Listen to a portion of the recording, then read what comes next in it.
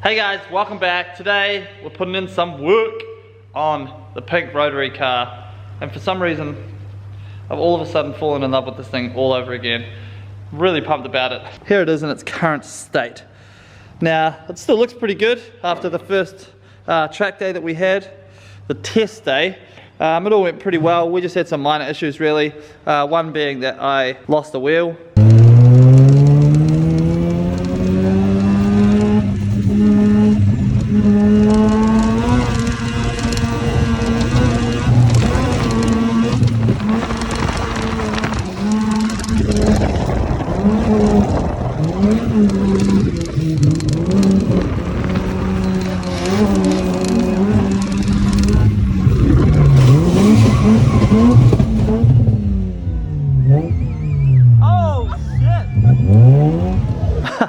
And that was on this side over here.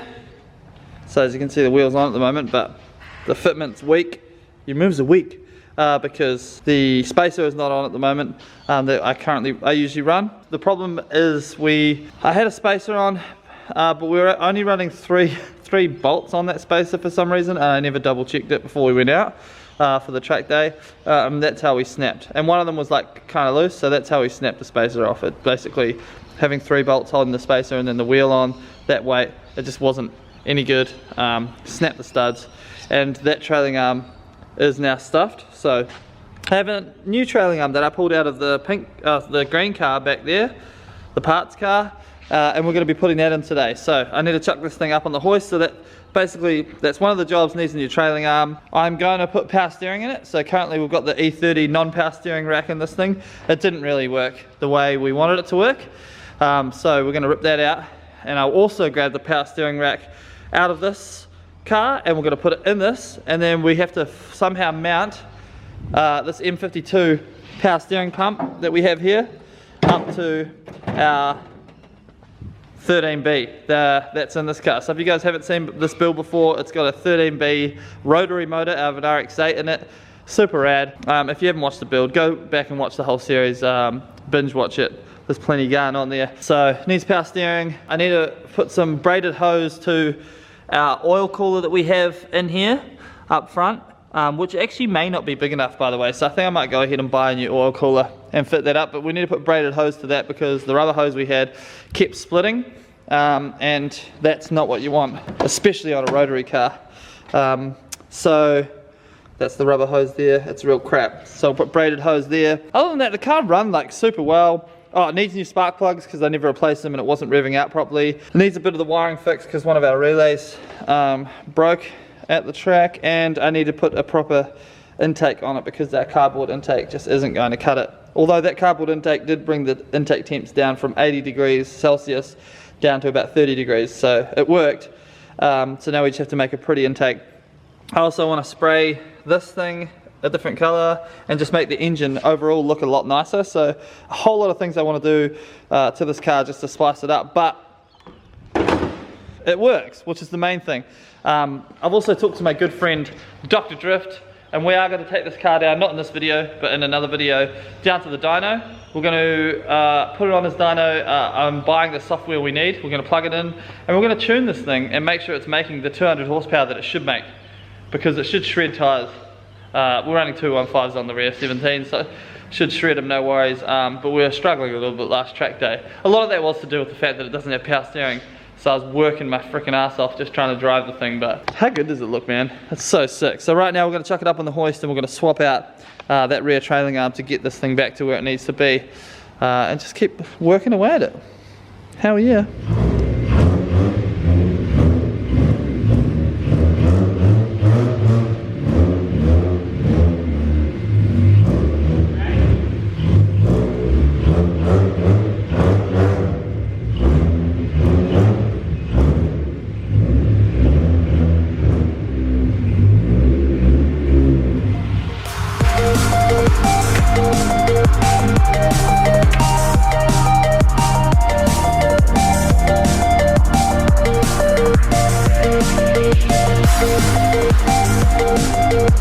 Alright, I think the camera went flat while I was taking that out, but it's taking the trailing arm out, so not that exciting anyway. But she's all out. Look at that split boot right there. We're gonna leave that exactly as it is because this is a party car, so should be right. We're never gonna break an axle on this thing anyway. YOLO! So here is the new trailing arm. Old one's over here. It's cooked. So new one's good to go. I put some spacers in either side of the bushing so that the bushing can't move. The bushing's pretty flogged, but those spacers pretty much just stop you from having any movement. Very similar to the solid bushings, which is rad. Again, party car, so all we want this thing to do is skid. It's actually got a solid bush on this side that Damon put in, so that's rad as well. So we'll go ahead, we're gonna put the new one in, and then I can frickin' slam this thing back down on the ground and have it looking all stance boy, which will be sick. So we'll chuck it in now. Alright. She's back on the ground. God damn it, this thing is cool. Woo! Suss that fitment, man. Come on, you can't get better than that. And I just worked out why it's called fitment. It's because when you have good fitment, it fits mint. Is that right? That's right? Can you never talk to me ever again, please? Because it's good fitment. So it fits mint. I reckon you should say it again. That's crazy. Do you know, like, if you go to the mall, it's called the mall because it has them all, as in all of the shops. And they're like, oh, Kevin, what should we call this place? We've just made a place full of shops. And he's like, well, it has them all, so why shouldn't we call it the mall? I hate you. Is that good? I hate you. This isn't just an automotive channel, guys. This is a channel where you get educated and you learn things. So, you're welcome. But no, seriously, this thing, god damn, this thing is banging. Also, we haven't really talked about the fact that we took it out for its first test day, and it goes, and it drifts, which is nuts because we put a Rotary in E36, and I have no skills whatsoever when it comes to getting an engine and putting it in another car, and I completely wung it along with some friends, and it works, which is crazy. So, you know, we're gonna go Dr. Drift, we're gonna tune this thing. This thing's, once we're making the proper power we should make, you know, this thing's gonna be the perfect wee party car. So the trailing arm's in, all is good with the Rotary E36 in terms of that, but now we have to fix other things. So next up, I'm going to pull the power steering rack out of that thing and put it in this thing. And that way my arms will not feel like I've done 1,000 workouts after drifting this thing. So yeah, man, come on guys, this thing is so dope. We interrupt this video to bring you some breaking news. We have a new turbo for the E36. I'm freaking stoked on this. So currently we are running the Kinagawa TD06 20G turbo, 8cm rear housing. Great turbo, has done well for me. No real issues, but we're switching it up. So this is a journal bearing turbo, and we are putting a Pulsar turbo on the E36. Look at this thing, man. So this is a G30 550. I'm super excited about this. This is a ball bearing turbo. Look how fancy it looks, man. It's got the T51R mod as well, which means it's going to make whistly noises. 0.72 rear housing, 0.70 front housing. I don't even know what that means, if I'm honest with you guys, because I don't know about turbo technology. But rumor has it, this is supposed to be 25% more efficient and flow 20, which means it flows 25% more air. Because this is pretty much the same size as the Kinagawa TD06. So it's going to be really fun to kind of put these turbos up against each other and see which one does better at the exact same amount of boost. Alright, so it looks right now like it's going to be a direct fit in terms of this rear housing onto the current dump pipe setup we have with the turbo manifold. That's what I'm hoping for. I don't actually know that yet.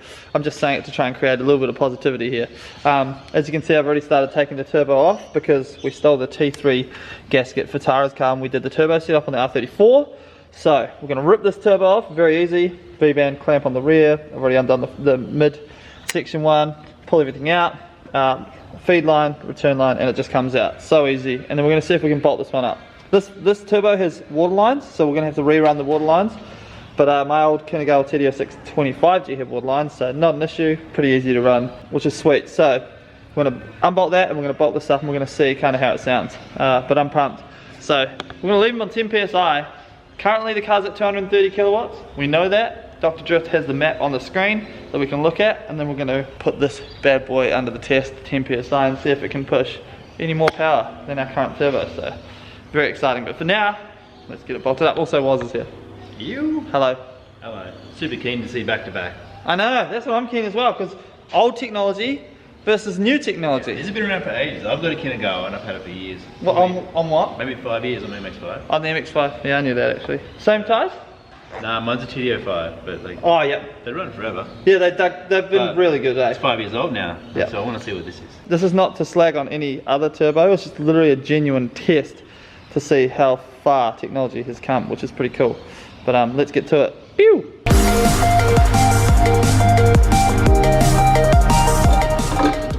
Boom, she's out. Oh, go. This thing's seen better days for sure. Like you can see the chunks out of the wheel from where we've sucked up some Calder Park sand. Back edge of your exhaust wheel as well is damaged as well, so it's probably a bit laggy. Might have been, but it was still good, pretty responsive considering. But like we said, old technology. This thing's probably been years and years and years old. So sick. Time to see if our new turbo bolts up.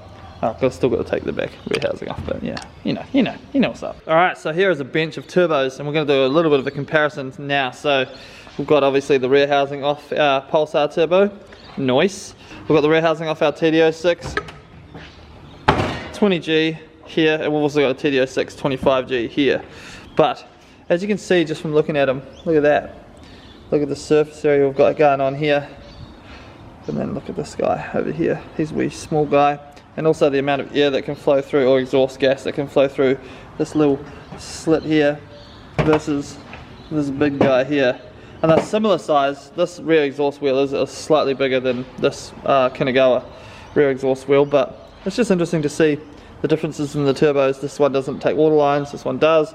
And what's awesome about these is the water lines, you can have them coming in from either side, so in and out like that's set up at the moment, or you can take these bungs out and switch them up like we're going to have in and out coming in from the same side, which is nice. They also come with T3 gasket and our nice wee oil drain gasket as well, and the water and oil send fittings already come in the turbo.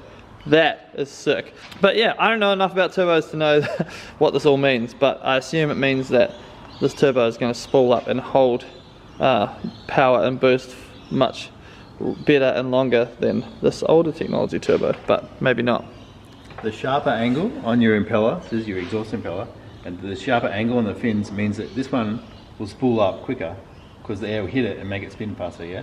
Okay. This one, because it has less angle and is longer, the blade is longer, the exhaust gas velocity will be higher, so this turbo will make more power up high in the RPM for longer, whereas this one would run out of puff.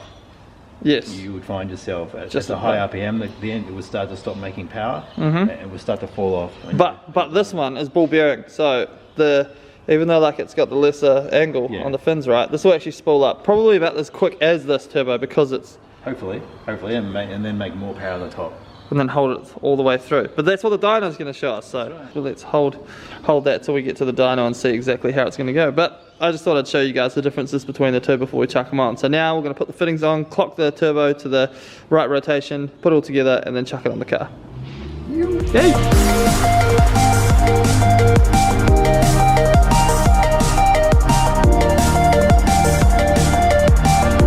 Yep, alright, so turbo's all together.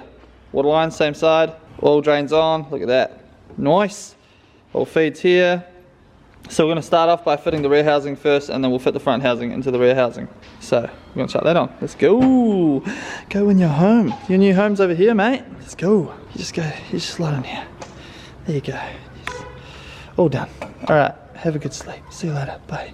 Alrighty, so I went ahead and put the dump pipe in, and I noticed with our steering column, look how friggin' chunky this bit is right here, or the steering shaft, or whatever you want to call it. Basically, it was just touching this on the dump pipe, and I noticed also that there's a bit of play in this joint right here as well, and also this big metal shielding just doesn't need to be there.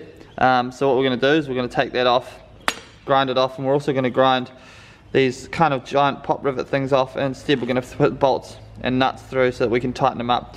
And that will tighten this joint right up, and then we won't have any play in our steering, which is super important for feedback when you're drifting. So we'll go ahead and do that now, and then we can chuck that back in, and then this will no longer be hitting the dump pipe. And we can go ahead and actually chuck our turbo in, which will be super rad. So yeah, let's go ahead and get that done.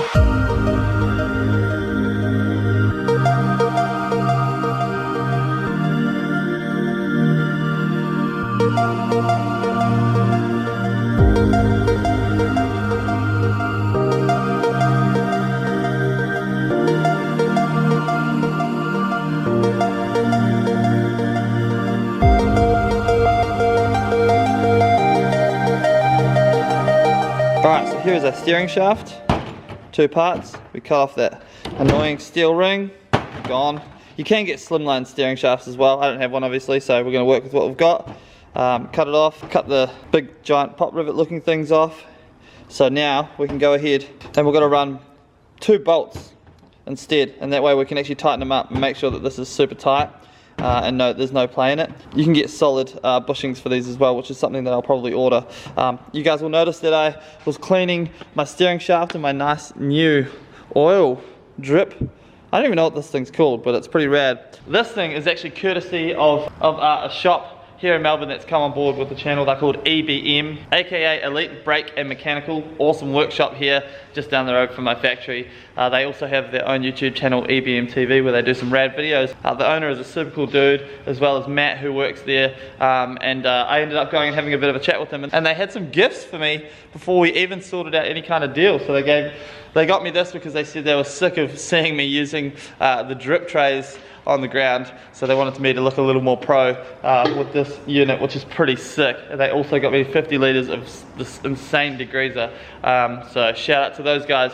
But we are going to be building a forged 2.5 litre for the purple car with those guys in their workshop. The workshop's insane. It makes my workshop look like a piddly little thing.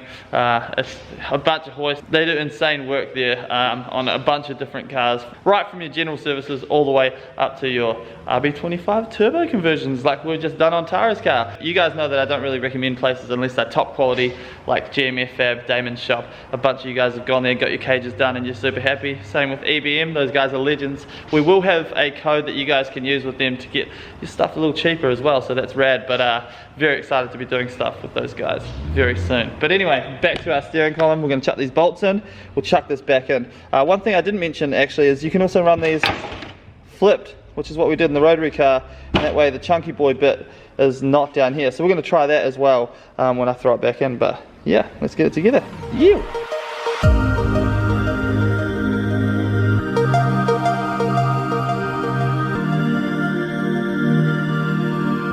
Alright, there we have it. It's done up super tight. There's literally zero slop in that now, which is sick. So we actually should get a bunch more steering feel out of the car, which is nice. So always good to find problems like that whilst we're doing things. So we're going to go ahead and chuck this back in the car with the dump pipe. And now we finally get to put our turbo in the car. I can't wait to hear how this thing sounds. And of course it would be rude for us not to take it for a cheeky wee drive if we can.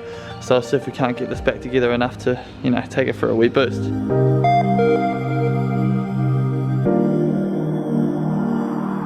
Alright, I don't know if that filmed or not, but I got the downpipe in, and our steering column, steering shaft is in as well, and all looks good in there. So, super stoked with that. So now we're going to go ahead and we're going to put our Pulsar turbo in, put the V-band on, make sure everything's all nicely lined up. We need to put the intercooler hose in, and piping in, and the oil send and return on.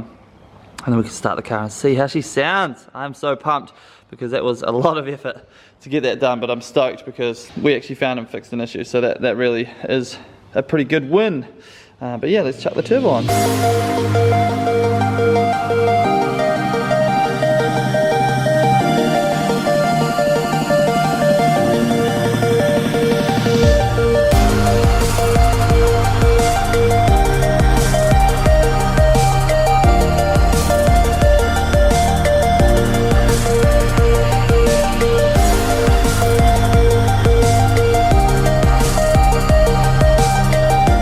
Alright team, turbo's on.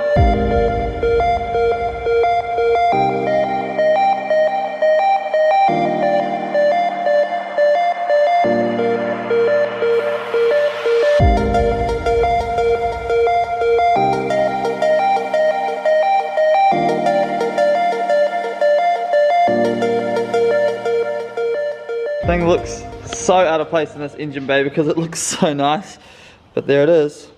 All fitted up nicely, and we're ready to start the car, I think. Nah, we are, I think. But nah, looks sick. very happy with that. So we'll go ahead and start it and see how she sounds. And of course I will put a filter on the front of this before we actually take it for a drive. But yeah, moment of truth, I guess. Please don't cook yourself. Good start, power's there.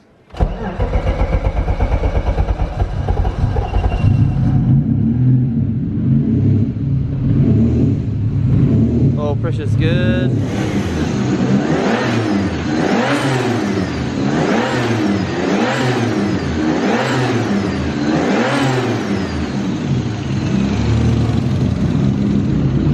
Alright, I'm going to chuck a filter on quickly, and then we'll see what it sounds like with the filter on it.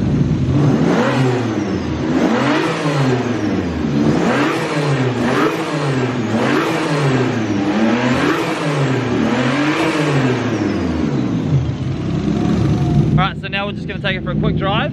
Obviously I'm not going to give it too much crap because it needs to be tuned with this specific turbo, but it's not super unsafe to take it for a drive. It's still got the same amount of boost going through it, so yeah, should be sweet, but let's go.